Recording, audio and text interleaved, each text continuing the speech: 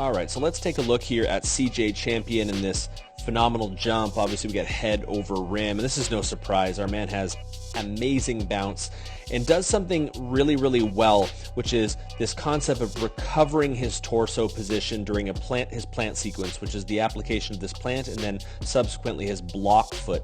You'll notice that he actually has this pretty exaggerated forward lean, a little bit of flexion through that thoracic spine.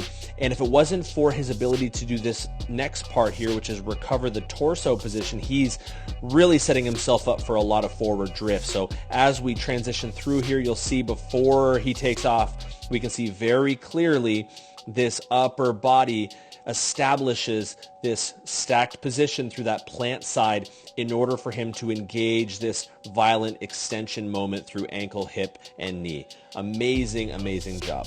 So then the question really becomes, when do I have to recover this torso position? Like where and what scenarios are we looking at where this becomes prevalent? It's realistically when we're really sacrificing the relationship of our center of mass, which in this case, obviously CJ is forward, we're from behind. His chest is quite a bit further past his plant foot. So in order for him to optimize verticality and transition upwards, he's gonna have to bring that center of mass back, which is that recovery or recovering of that torso, in order to create this vector through that plant foot to drive upward and avoid this forward travel. So the recovering is needed when we want to be able to transition this momentum vertically and really avoid a lot of this drifting, because in order for extension to happen upward, we need to have that left side stacked. We need to have that axial orientation to be able to benefit from it. So then for context, what we're looking at here is, why is it necessary to have to recover this torso position, to be able to bring that body into this kind of vertical or stacked alignment along that plant foot? The reason is we're trying to preserve this, right, our center of mass.